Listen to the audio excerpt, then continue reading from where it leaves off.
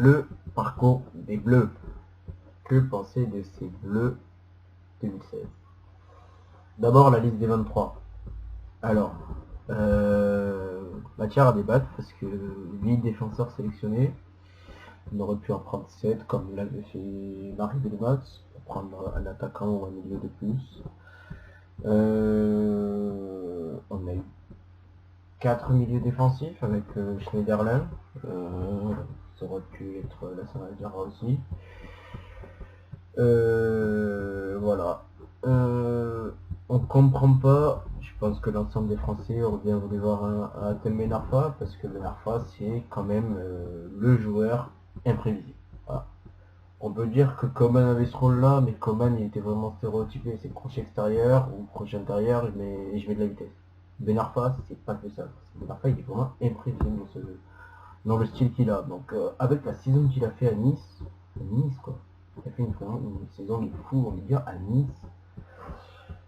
Voilà. On comprend pas. On comprend pas pourquoi Ben Arfa n'a pas été pris. L'affaire Benzema, je vais pas y revenir.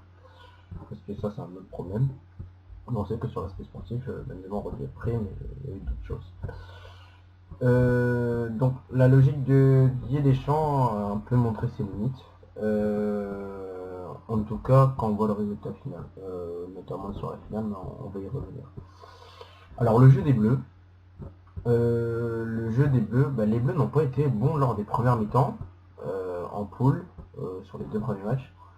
En tout cas, pression du premier match contre l'Arménie, c'est normal. Ça, on veut bien le comprendre. Mais aussi, système de jeu qui n'est pas trouvé par rapport à Griezmann. Comment c'est possible qu'en pleine compétition, le système ne soit pas prêt? On a eu 2 ans pour se préparer. Et le jour même de la compétition, on voit qu'il y a un problème. Alors, pourquoi? Déjà, petite part de réponse, parce que la France n'a pas eu de match officiel pendant 2 ans. Avoir un match officiel, avoir un match amical, c'est complètement différent. L'enjeu, quand il y a un enjeu qui est pris en compte, c'est pas pareil. Donc, voilà, ça peut être déjà un début de réponse. Mais au moins, on ne pourra pas reprocher aux Bleus d'avoir mis du cœur et avoir mis l'envie pour faire craquer les adversaires à la fin. Contre l'Albanie, je pense qu'on était tous là tendus, mais quand est-ce qu'ils vont le mettre ce but? Il va jamais rentrer, on va en prendre un. Et heureusement, voilà, un centre de Rami et Griezmann qui marque. Voilà, ouf, heureusement, 90e minute. Voilà, on est délivré et après Payet tue le match, mais voilà. Voilà. Ils auront toujours mis du cœur pour faire craquer l'adversaire, et en fait, ce qu'il faut à chaque fois en équipe de France, pour que la France soit dangereuse, il faut ce brin de folie. Parce que vous regardez, à chaque fois l'ensemble des buts, ça apporte de la folie. C'est vraiment cette folie qui fait porter les Bleus et qui rend le football des Bleus vraiment agréable à regarder parfois. Mais c'est seulement c'est qu'il y a ce brin de folie, ce brin de... voilà, cette prise de risque. C'est un truc que Deschamps n'aime pas, mais avec cette génération de Bleus, avec les Pogba, avec les Griezmann, avec les Matuidi, regardez les buts de Matuidi en équipe de France. Une volée du gauche, un retourné contre les Pays-Bas. Matuidi, il met des buts, mais parce que chaque fois, il est projeté par l'avant, mais par cette folie. C'est même pas une peine de respecter une consigne tactique, c'est vraiment cet élan de folie. Avec le Paris Saint-Germain, il met de la folie, et Matuidi marque. Au début de saison, on regardait les buts de Matuidi, il met des buts, parce qu'il se projette vers l'avant avec un peu de folie. Avec la France, c'est la même chose. Donc c'est cette folie qui fait en sorte que le jeu des Bleus est agréable à regarder par moment, et parfois il ne l'est pas, quand le système n'est pas bon. Mais bon, Deschamps a fini par trouver le bon système contrairement au deuxième mi-temps. Malheureusement, il a dû sortir N'Golo Kanté que j'apprécie énormément, parce que N'Golo Kanté c'est vraiment le joueur vraiment parfait. C'est le mec qui peut jouer 6, qui peut faire la transition 6-8, en tout cas de manière correcte, soit par les deux ou par la passe. Donc il passe en 4-2-3-1, donc on a Griezmann autour de Giroud dans l'axe, Sissoko à droite. Contrairement c'était Coman, mais après ça a été Sissoko. Donc c'est Kanté qui en fait les frais, mais ça aurait pu être Matuidi, parce que Matuidi n'a pas été bon au niveau des 2 premiers matchs. Ça aurait pu être Pogba aussi, mais Pogba, Deschamps l'avait déjà bien averti à la fin du premier match, en le mettant sur le banc contre l'Albanie. Mais je pense que Deschamps a fait exprès de, entre guillemets, brider Pogba pour qu'il ne s'emballe pas trop par cette folie dont j'expliquais précédemment, pour pas qu'il soit, après il soit dépassé au niveau de la transition attaque-défense. Donc 4-2-3-1, ça a marché parce que Giroud a fait son rôle de pivot. À contrario de faire son rôle de buteur, il a laissé son rôle de buteur à Griezmann qui a fait le taf, parce que ce qui est bien, c'est que quand il y avait Giroud attirait les défenseurs et Griezmann était seul. Donc voilà, c'est comme ça que les deux buts de la France ont été marqués. Ce qui est dommage, c'est que la France nous a toujours laissé sous tension contre l'Irlande, alors qu'elle aurait dû en mettre plus. 2-1, elle aurait pu en gagner 5-1, je pense. Bon, elle décide d'en mettre 5 contre l'Islande, parce que ils ont gardé le même schéma, et ce brin de folie a été... Voilà, quand il y a ce brin de folie, vous voyez les 4 buts de l'équipe de France contre l'Islande, c'est vraiment l'élan de cette folie, cette envie qui fait que l'équipe de France est vraiment agréable à regarder. Et que les équipes sont dépassées en tout cas. Donc ce schéma était vraiment, voilà, c'est vraiment le schéma qu'il fallait, parce que Griezmann dans l'axe, c'est une évidence. À l'Atlético, il est dans l'axe. Il est dans l'axe en phase offensive, il est sur le côté en phase défensive. Mais voilà, on n'est que sur quelques matchs. Voilà, mettez Griezmann dans l'axe. Il y a des moments où parfois même je le dirais, quand Giroud n'est pas bon, ce qui a été le cas contre l'Allemagne, ce qui a été le cas contre le Portugal, pourquoi ne pas mettre Griezmann en pur neuf? Ça lui arrive d'être Griezmann en pur neuf.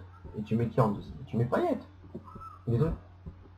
Et c'est dommage, je trouve ça dommage que Deschamps n'ait pas pensé. Donc le système 4-2-3 en tout cas c'est le bon par rapport au 4-3-3, mais 4-3-3 peut s'appliquer contre certaines équipes je pense. Mais voilà, je pense que le travail de Deschamps en sélection, c'est qu'il faut qu'il apprenne plus à s'adapter aux adversaires. Alors là, le temps c'était compté. Donc là il n'avait pas le temps tout le temps s'adapter. Mais pouvoir mieux s'adapter, que ce soit en cours de match ou bien avant les matchs. Ensuite, il vient les deux derniers matchs contre l'Allemagne et le Portugal. Alors l'Allemagne, voilà. L'Allemagne, c'est l'histoire, voilà. C'est le cours d'une histoire à faire. À chaque fois, c'est l'Allemagne qui gagne. Non. Cette phrase, on ne veut plus l'entendre en France. Surtout après 2014. Voilà, on a été tous dégoûtés par 2014. Cette parade de Neuer sur Benzema.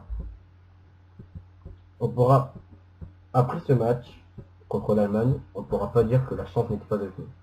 Parce que on garde le même schéma de jeu. Les Allemands décident de revenir avec une défense à 4, parce qu'ils avaient joué en défense à 3 contre l'Italie. 10 premières minutes, comme je vous l'ai dit, cette folie-là, qui fait jouer les joueurs, quand ça part une de Griezmann qui élimine un joueur, deux joueurs, frappe du pied droit, d'ailleurs qu'il arrête, voilà, première occasion, ça donne le ton, parce que c'est la folie. Ils mettent ça pendant 10 minutes. Et après, pendant les 35 dernières minutes de cette première mi-temps, on se fait bouffer de partout. Comment se fait-il, comme je l'ai expliqué quand je parlais de l'Allemagne, que Kimmich arrive à être toujours seul, alors qu'il y a Evra et Payet qui sont censés être sur le côté et bas, parce qu'on voit que le bloc de la France il est bas, mais Kimmich arrive toujours seul, ce n'est pas normal. Donc est-ce qu'il y a un problème de système? Je sais pas, un problème de système au niveau de la transition.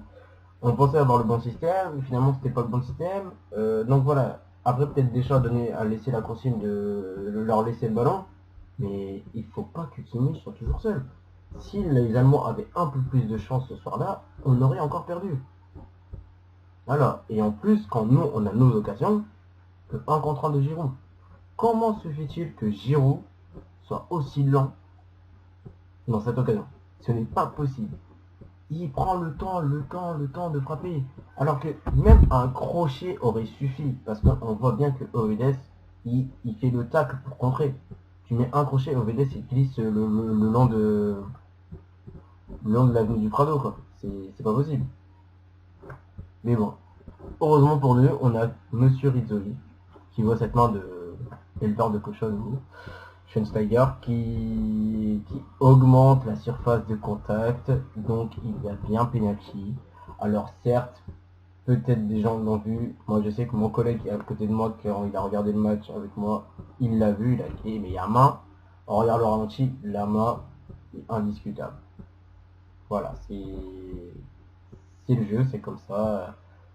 Et s'il voulait vraiment mettre la tête, il aurait mis la tête. mais il était trop court pour mettre sa tête. Donc il a mis la main. Donc Griezmann transforme ce penalty, il assomme les Allemands, coup moral. Ah ben, le coup moral il a été vraiment fatal auprès des Allemands, parce que les Allemands en deuxième mi-temps, ils ont certes gardé les mêmes intentions de jeu, mais au niveau du cœur et de la tête, c'était pas comme en première mi-temps, quoi. Ils ont été moins tranchants, on leur laisse le ballon, mais ils font moins peur qu'en première mi-temps, quoi.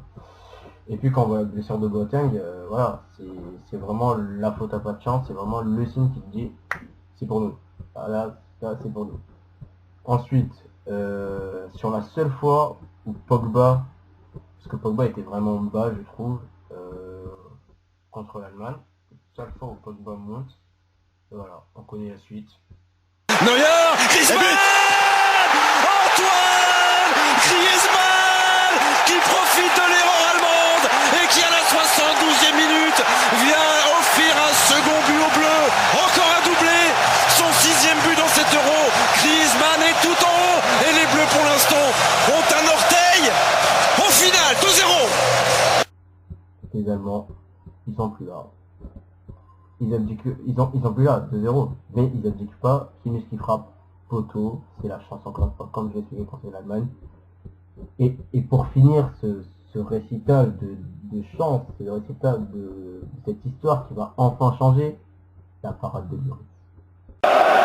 De la Coupe du Monde 2010, de l'Euro 2012 à chaque fois, ou par l'Espagne ou par l'Italie, c'est pour la première fois par la France. Oh, quel arrêt! Et la parade pour mettre un magnifique point d'orgue à ces 90 minutes. La parade du Lloris, le capitaine des Bleus. Et voilà, belle, voilà celle-là.